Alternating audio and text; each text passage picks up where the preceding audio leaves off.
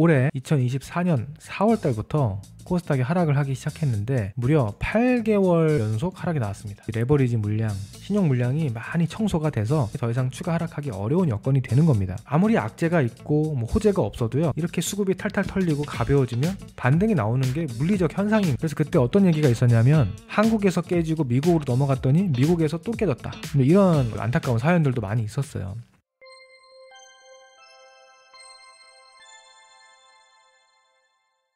자, 오늘은 시장 얘기 위주로 간단하게 말씀을 드릴까 하는데요. 일단 지난주에 예상했던 대로 반등이 나왔습니다. 삼성전자 역할이 컸죠. 그럼에도 불구하고 아직도 많이 힘들고 답답하고 어려운 시장이라고 느껴지실 거예요.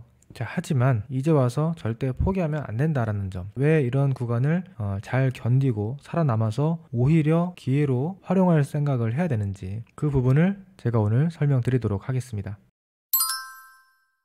자, 일단 지난주에 제가 삼성전자 감히 예상을 했습니다. 지난주 수요일날 삼성전자가 엄청난 거래량을 터뜨리면서 급락을 했는데, 이렇게 거래량이 폭발적으로 터지면서 급락한 날이 단기 클라이막스 매도가 나오면서 저점이 찍힐 확률이 높다.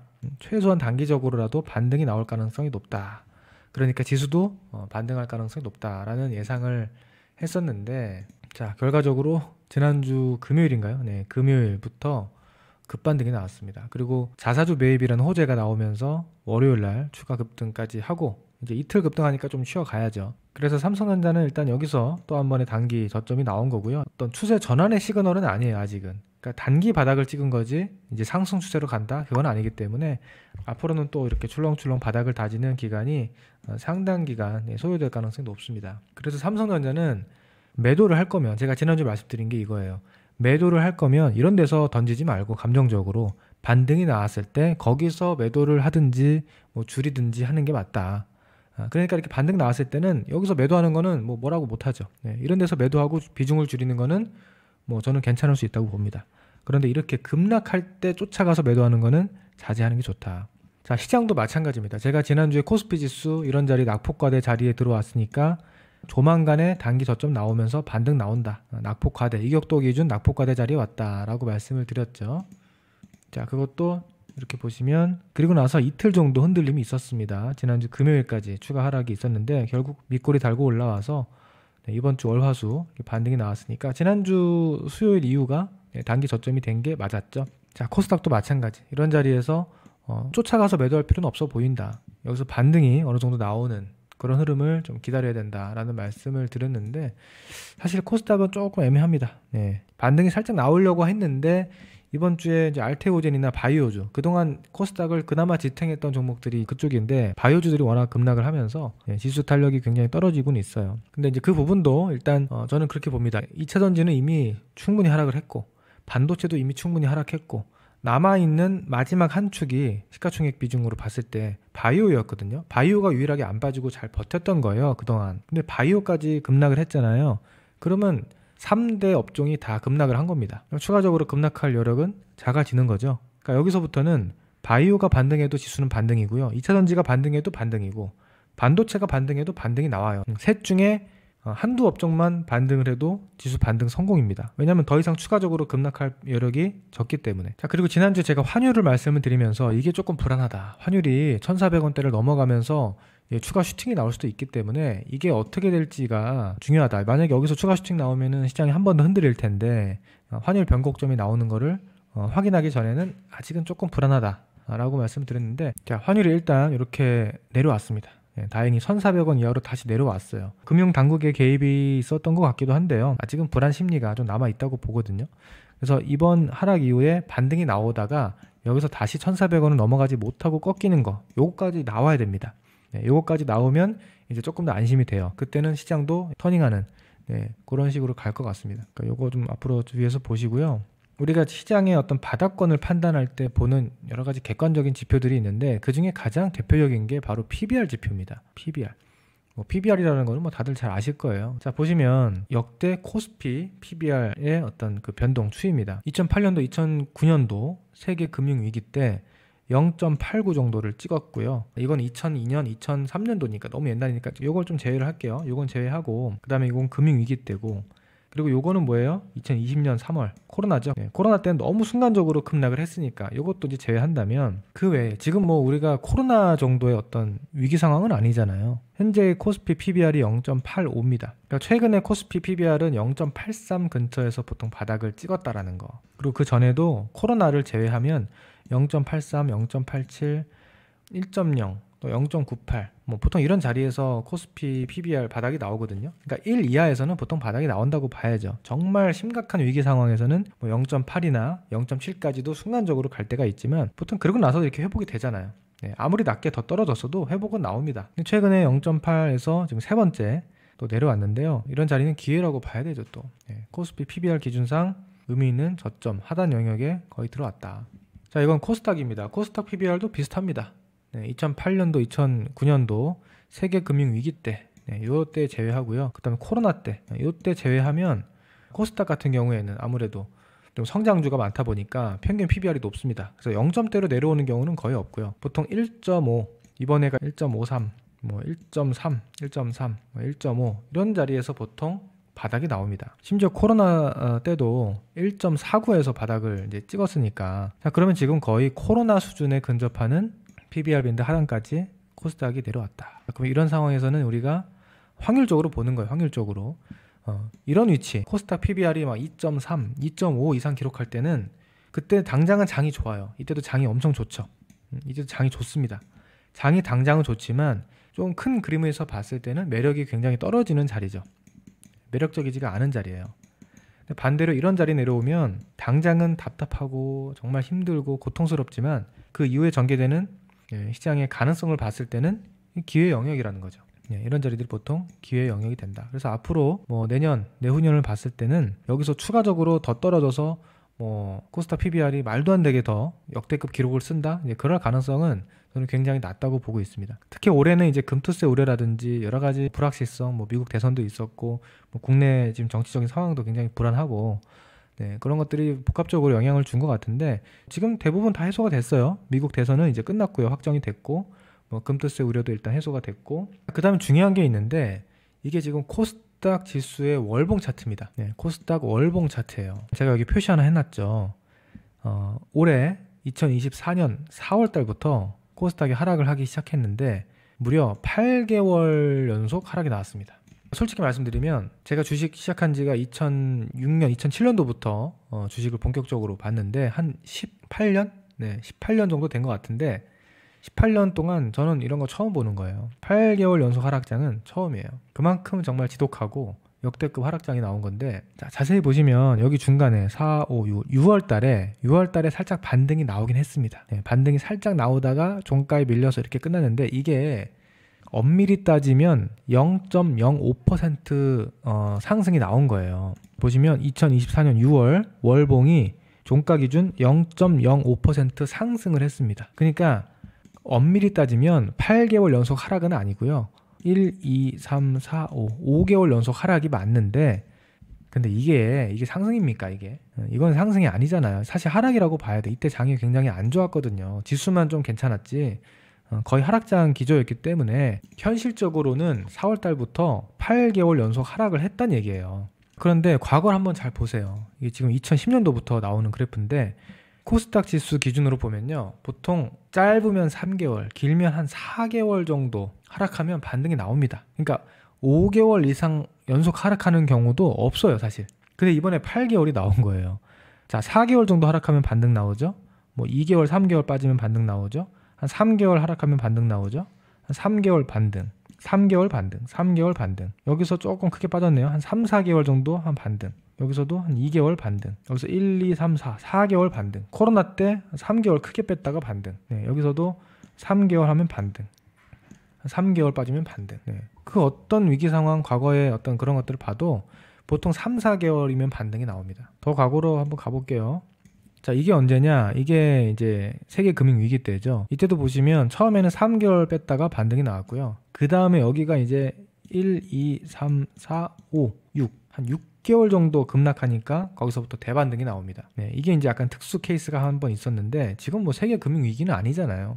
그리고 그 전에도 뭐 한 3개월 빠지면 반등, 4개월 빠지면 급반등, 뭐 3개월 빠지면 반등, 이런 식으로 간단 말이에요. 그 외에도 보통 이렇게 3, 4개월 빠지면 거의 반등 나온다고.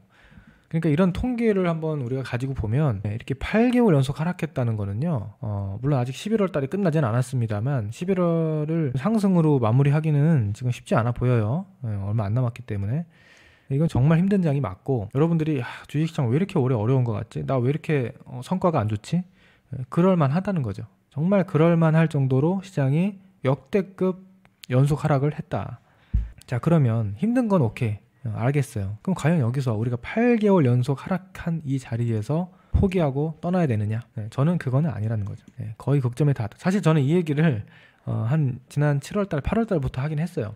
이때부터 거의 시장 거의 닿았다라고 했는데 지금 2, 3개월 더 끌려가지고 시장이 정말 지독하게 괴롭히고 있는 거거든요. 하지만 그럼에도 불구하고 그만큼 연속 하락이 깊어지고 조정이 과도하게 진행된 거는 오히려 더 심해지고 있는 것이기 때문에 그 논리는 편하지가 않는 거죠. 그래서 지금 포기하면 안 된다라는 말씀을 이렇게 또 드리는 거고요.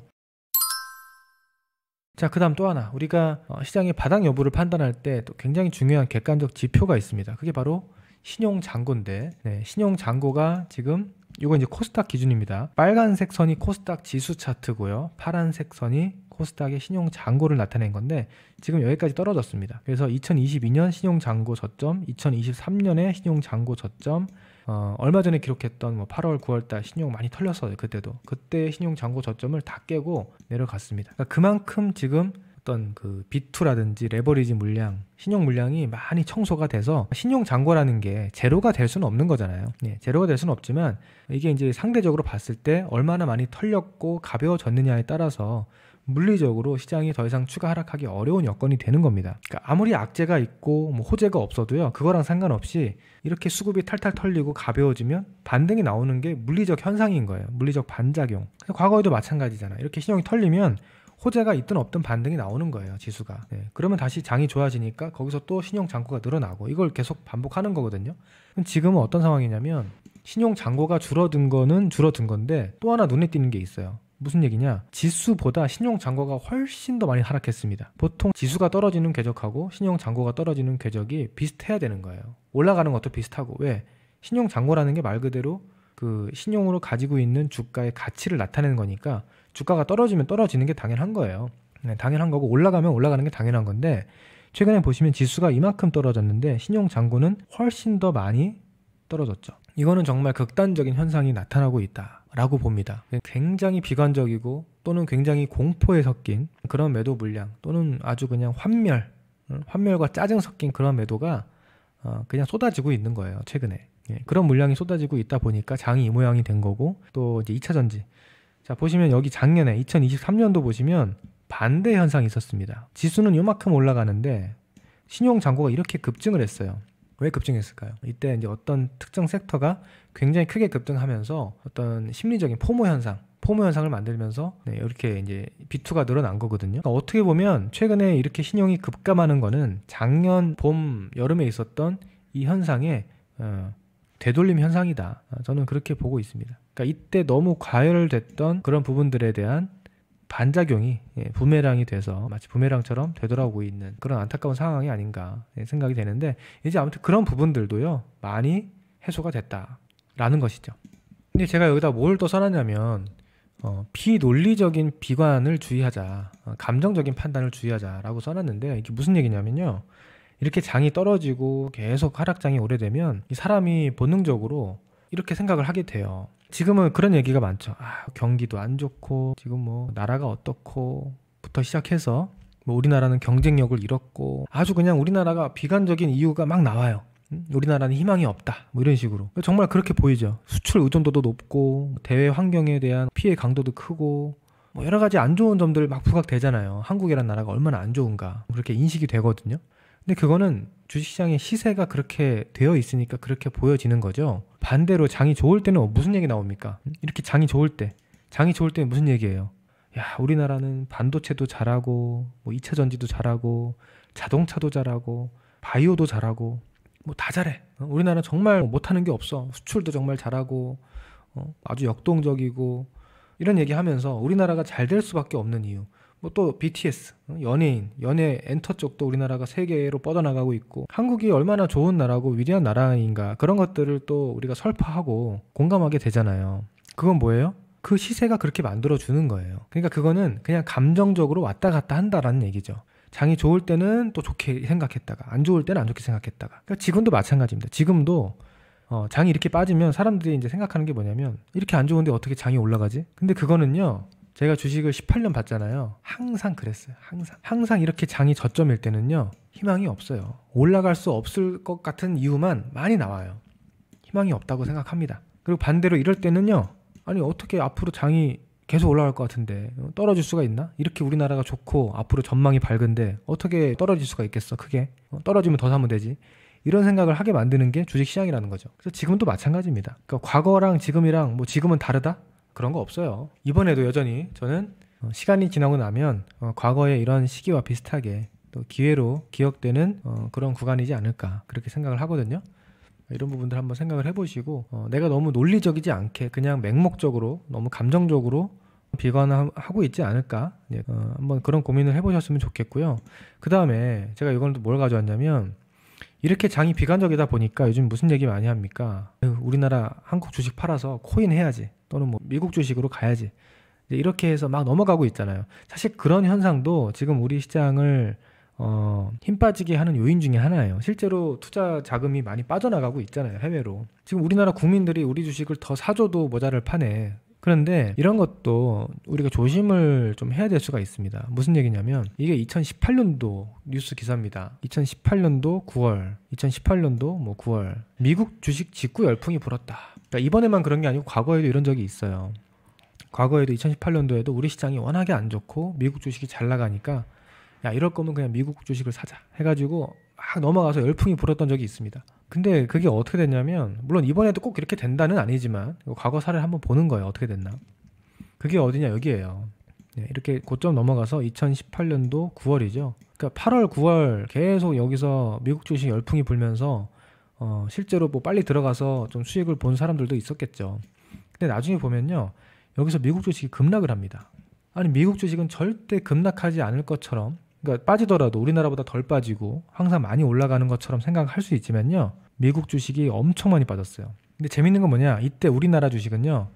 자 보시면 이거예요. 자 미국이 급락하면 당연히 우리나라도 급락을 하죠. 미국이 급락하는데 우리가 올라간다는 얘기는 아닙니다. 근데 우리 시장은 여기서 이미 조정을 받았잖아요. 그래서 여기가 이제 9월이에요. 2018년도 9월에 미국이 급락할 때 다시 급락을 하긴 하는데 이때 코스피 지수가 몇 퍼센트 하락했냐면 마이너스 14% 하락을 했습니다. 여기서 추가 하락을 했어요. 근데 이 당시에 미국 S&P 500 지수를 보시면 워낙에 잘 나가던 시장이 이제 한번 급락하기 시작하면 어떻게 떨어지냐면 이렇게 떨어집니다. 마이너스 20% 가까이 떨어졌죠. 지수가. 다시 말해서 우리나라가 너무 부진하고 미국이 좋아서 미국으로 넘어갔더니 미국이 더 많이 빠지는 거예요. 그 다음에는. 그런 경험이 실제로 있습니다. 그래서 그때 어떤 얘기가 있었냐면 한국에서 깨지고 미국으로 넘어갔더니 미국에서 또 깨졌다. 이런 안타까운 사연들도 많이 있었어요. 물론 미국 주식에 내가 일부 자산을 분배해서 장기적으로 투자를 하겠다. 내 자산 분배를 하겠다. 라는 거는 뭐 좋은 방법일 수 있는데 지금 한국 주식을 팔아서 잘 가고 있는 미국으로 완전히 갈아탄다. 라는 거는 나중에 어떤 일이 벌어질지 모르겠지만 한국 주식에 가만히 버티고 있는 것보다 더 안 좋은 결과를 초래할 수도 있다라는 거예요. 미국이 무조건 최고고 미국은 무조건 안전하다라는 생각은 잘못된 착각일 수가 있는 거죠. 그래서 제가 봤을 때는 지금 이제 이런 국면에서 특히 이제 우리 시장이 미국과 다르게 뭐 8개월이나 연속 하락했을 정도로 밀렸으니까 그 과거보다 더 심각한 차이가 벌어진 거거든요. 그러면 만약에 이번에는 미국 증시가 또 떨어진다고 했을 때 미국은 많이 떨어지는데 우리는 굉장히 적게 떨어질 수 있어요. 이미 많이 떨어졌기 때문에 추가적인 리스크 지금 시점에서 추가적인 리스크가 얼마 정도 되는지 그리고 여기서 상승이 나온다면 얼마 정도의 기대 수익률이 되는지라고 봤을 때 지금 미국보다는 한국이 리스크는 적으면서 기대 수익률은 훨씬 더 크다라고 보거든요. 그래서 저는 개인적으로 미국 주식을 하고 있다 하더라도 오히려 미국 비중을 좀 줄여서 한국으로 비중을 좀 늘리는 게 자산 배분 전략에서는 더 적절하지 않을까라는 생각도 하고 있습니다. 그러니까 올해는 우리 시장 자체적인 문제도 참 많이 있었고 마지막으로 미국 대선 불확실성, 트럼프에 대한 어떤 우려, 쇼크도 있었잖아요. 근데 그런 것들도 이제 다 어느 정도 반영이 됐고 추가적으로 더 노출될 악재, 추가적으로 악화될 그런 내용들이 저는 굉장히 적어졌다고 생각하기 때문에 지금은 오히려 기회다라는 말씀을 드립니다. 그리고 보통 이제 연말 지나가고 연초 되면 장이 좋아지는 경우가 굉장히 많아요. 확률적으로. 이제 11월 말이니까 거의 다 왔죠 뭐. 12월까지만 잘 버티면 뭐 빠르면 연말부터 돌아설 수도 있고. 그래서 오늘은 시장 얘기만 쭉 봤습니다. 어려운 시장 견뎌내시는데 조금이라도 도움이 되셨으면 좋겠네요. 오늘 영상이 도움이 되셨다면 좋아요 한 번씩만 눌러주시면 감사하겠습니다. 저는 다음 주에 뵙겠습니다. 감사합니다.